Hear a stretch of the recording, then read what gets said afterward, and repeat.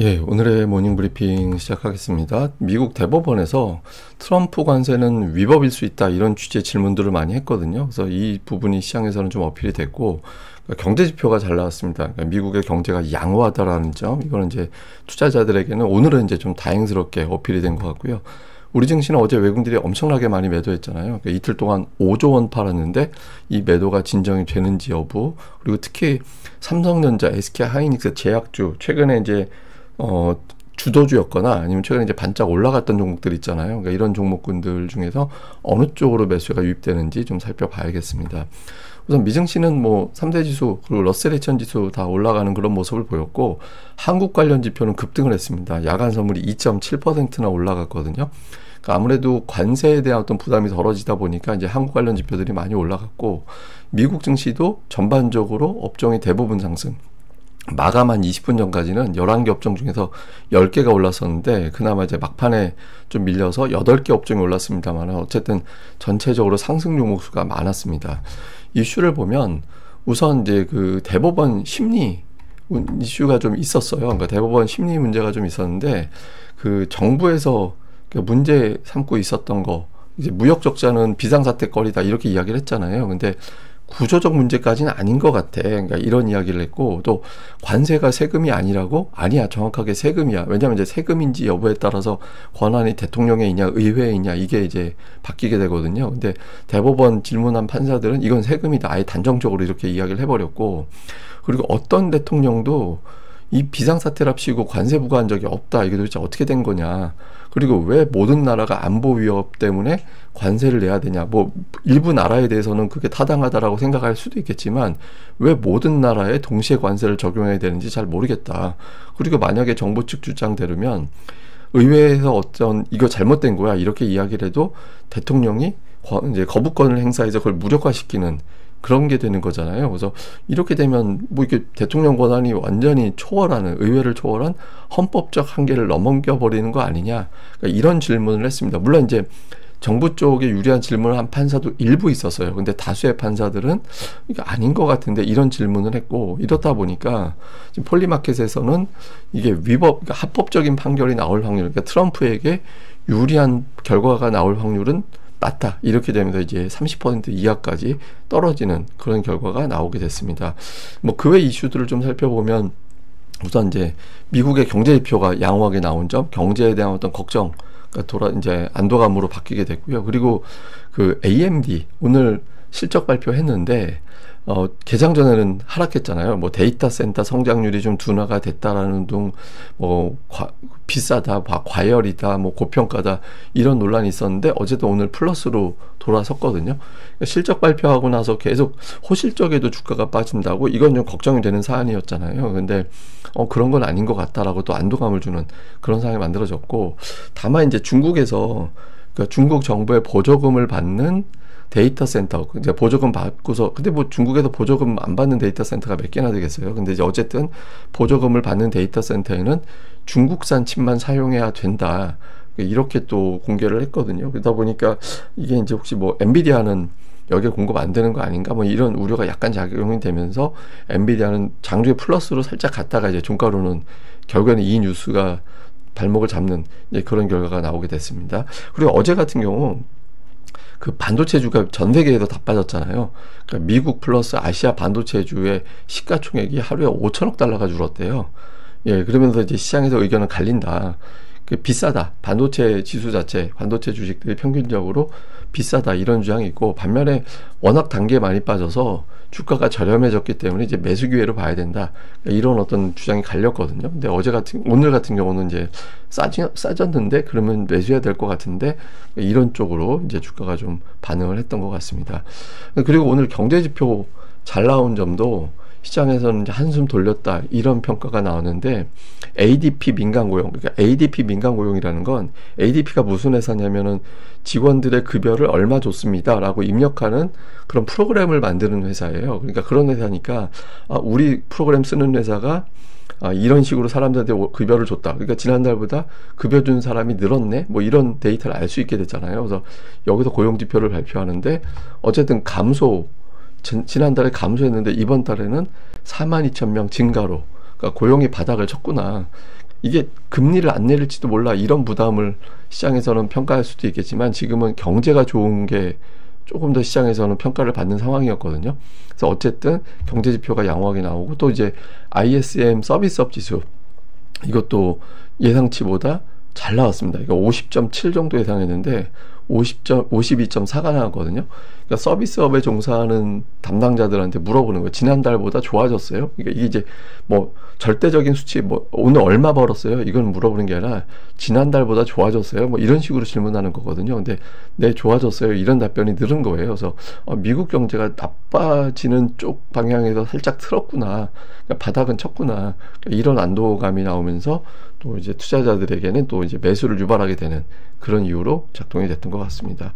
근데 종목으로 보면 시총 최상단은 좀 부진했고, 그러니까 이게 어떻게 보면 뭐 엔비디아 뭐 이런 거는 이제 예를 들면 앞서 말씀드린 대로 중국 데이터 센터 이런 이슈로 하락한 거일 수도 있겠지만 대형주 팔아서 그 다음 단으로 가자 뭐 이런 정서가 좀 있었던 것 같아요. 예, 그래서 어쨌든 반도체주가 많이 올랐습니다. 오늘 마이크론 테크놀로지가 장중에 거의 10% 가까이 올라갔다가 그러니까 종가로는 저게 약간 지연 시세라서 실제로는 9% 가까이 상승하는 그런 모습을 보였고 반도체 장비주들 다 올라갔고요. 그리고 태양광, 퍼스트솔라가 또 큰 폭으로 올라가는 그런 모습을 보였고 자동차주도 관세 우려에서 좀 벗어났다 이런 평가가 나오면서 자동차주들도 상승하는 그런 모습을 보였습니다.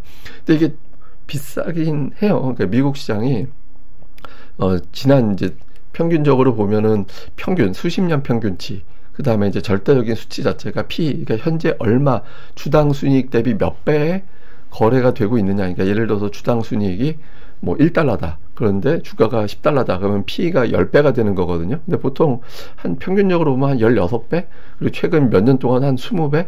그러니까 이 정도에서 거래가 됐는데 지금은 23배 정도 되니까 비싼 건 맞아. 이렇게 보는 것 같아요. 그리고 이제 2020년도 그때 코로나 국면에서 피크 치고 빠졌던 자리가 근처다 보니까 여기서 이제 자꾸 노이즈들이 나오고 있는데 근데 그때하고 좀 다른 게 그때는 유동성으로만 밀어붙였다면 지금은 돈을 많이 버는 빅테크들이 있어서 쉽게 꺾이지는 않을 것 같아. 뭐 이런 주장들도 좀 있는 것 같고요. 그리고 무엇보다 자사주 매입이 계속 증가되고 있거든요. 그러니까 자사주 매입이 계속 이어지고 있고 특히 미국은 기업들의 실적 발표 직전까지는 자사주 매입이 금지되다가 실적 발표가 끝나면 자사주 매입을 할 수 있게 되어 있습니다. 그러니까 실적 발표 어느 정도 마무리가 되고 있잖아요. 후반부잖아요. 그러니까 자사주 매입이 가동되고 있는 점도 시장에서는 좀 다행스럽다 이렇게 보고 있는 것 같습니다. 근데 어쨌든 월가는 증시가 올라가는 게 나을 거예요. 왜냐하면 올해 같은 경우 월가 그 증권가의 보너스가 작년 대비 15에서 25% 정도 올라갔대요. 그러니까 원래 관세 전쟁 막 이런 거 나올 때 올해 보너스 받기는 틀렸다 이런 분위기였다가 증시가 화랑을 보이다 보니까 보너스가 상승하는 그러면서 뭐 15에서 20% 전년 대비 이제 올라가는 그런 결과물이 나오게 됐거든요. 그래서 월가에서도 그렇게 주식시장 뭐 나쁜 쪽으로 계속 뭐 몰아가기도 어제 같은 경우 제가 약간 공매도 세력들이 재료를 부풀린 것 같다고 그런 말씀을 드렸잖아요. 그래서 흔드는 쪽으로 좀 활용한 것 같은데 뭐 그게 아직 벗어났다라고는 못하겠어요. 벗어났다고는 못하겠지만 월가의 전체적인 분위기는 이제 화랑장이 자신에게는 유리하다 이런 정서도 있을 겁니다. 자, 우리 증시는 어제 21선에서 딱 치고 올라갔죠. 제가 어제 이제 사적으로는 한 3,800대 후반 정도에서는 방어돼야 되는데 방어될 것 같은데 뭐 이런 이야기를 했는데 그 얘기 하면서도 며칠 동안 기준으로 이야기를 한 거죠. 어제 하루 만에 거기까지 갔다 오리라고 생각을 못 했었거든요. 근데 어쨌든 거기서 꼬리 달고 올라갔잖아요. 근데 보통 저렇게 긴 아랫꼬리, 몸통보다 긴 아랫꼬리가 달리면 저때가 저점을 친 거다. 그렇게 보는 경우가 있어요. 근데 이제 전제 조건이 있습니다. 그러니까 뭐냐면 저 꼬리 달고 나서 이틀 이내 급등이 나와야 돼요. 그러니까 이틀 이내 급등이 나와야 되거든요. 그러니까 예를 들면 지난 8월에 저게 2% 거의 3% 가까이 하락했다가 저 꼬리 달리고 그 다음날 올라가고 또 올라가고 하면서 그 자리를 벗어났잖아요.